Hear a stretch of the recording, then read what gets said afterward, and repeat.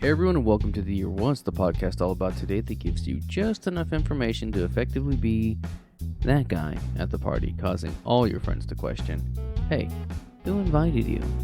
Like, seriously, why are you here? I'm your host, Michael Montalvo, and for the next few minutes we will swim through the river of time to try and find out what makes a day truly unique. On this episode, we examine the events that occurred September 22nd. The world is unfortunately filled with disasters and shows little sign of slowing down. Unfortunately, one of the disasters that have been in the news in more recent years is that of plane crashes, where lives are lost either by malfunction, attack, or other. Planes like Malaysia Flight MH370 or Amelia Earhart, which have never been found, although there are plenty of theories. But there has been one flight in the currently last 20 years that has truly mystified people and occurred on this day in history. The flight started like any other that day, scheduled to leave at 2:15 p.m. from Sydney, Australia, where the passengers had all spent time for various reasons. The final destination being Los Angeles, California, in the United States. This was a trip that had been made hundreds of times before, and so there was little concern that this one would be any different. And for the first couple of hours, the flight was just that, uneventful. And that's when the turbulence hit. The year was 2004, and on this day, September 22nd, Oceanic Flight 815 disappeared over the Pacific Ocean. Now, there has been some speculation as to what exactly happened, and some believe sabotage is to blame. Others claim electromagnetic buildup as the culprit.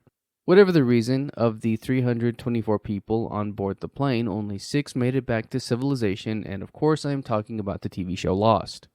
The year was 2004, and on this day, September 22nd, Lost premiered on TV.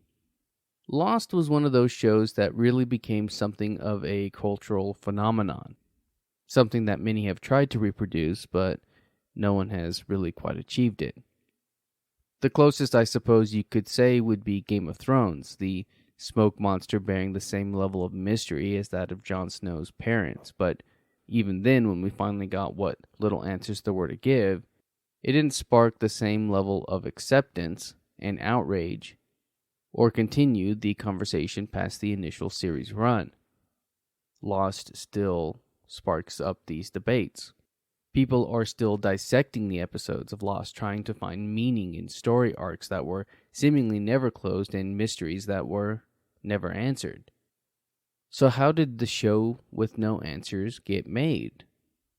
Well, it was the brainchild of Lloyd Braun, who was the president of ABC at the time. According to an interview that Damien Lindelof did with Esquire, Braun wanted to make a show that was essentially the movie Castaway, but done as a series. Together with Aaron Spelling and Jeffrey Lieber, Braun had developed a show that he called Nowhere, that was described as a plane crashes on an island with survival stories.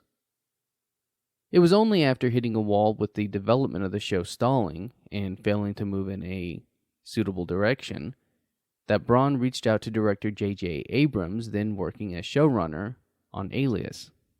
Abrams brought on Lindelof, and the two met in January of 2004, only 9 months before the series was set to premiere. Together, they started from scratch, reworking the show, and 5 days later, they presented the network with a 20-page outline that was given the okay to start production. The job was now set to write the pilot, which they did at the same time as casting it.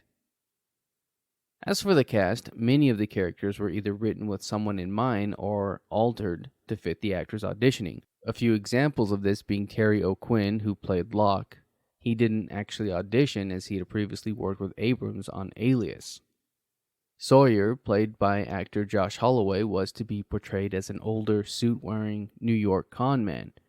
It was only after the casting director saw the intensity of Holloway that the character was rewritten to better suit him. Get it? Suit? Did you get it? Because he was supposed to wear a suit?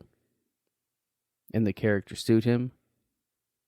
Because of the suit that he was supposed to be wearing?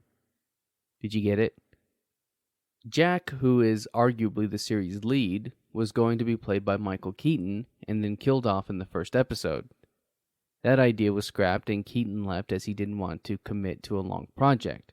This left room for Matthew Fox to eventually come in.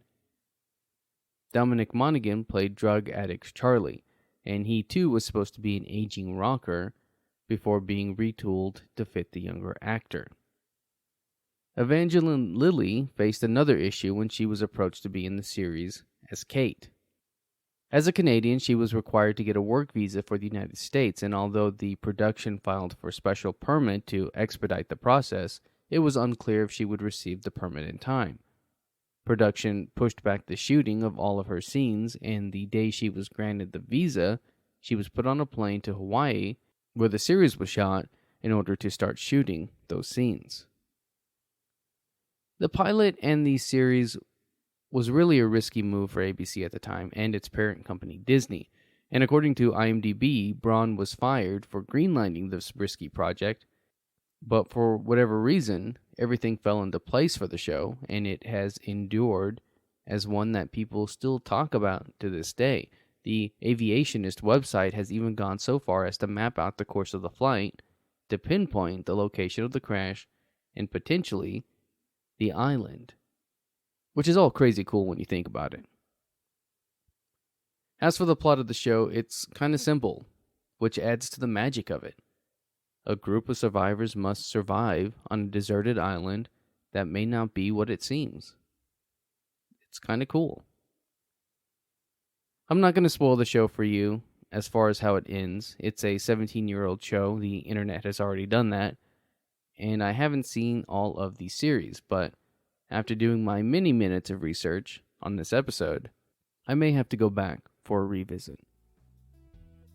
That's going to do it for us today. If you like this podcast and want to hear more, give us a rate and a review. That helps me out and helps steer this in a direction that is hopefully good for all. If you're watching this on YouTube, you can find the Year Was audio version on your podcast app of choice. You can find me on social media and at YouTube at the Apple Cider Club. And as always, I want to thank the Tim Kreitz Band for our musical theme. And thank you for listening. We'll see you next time.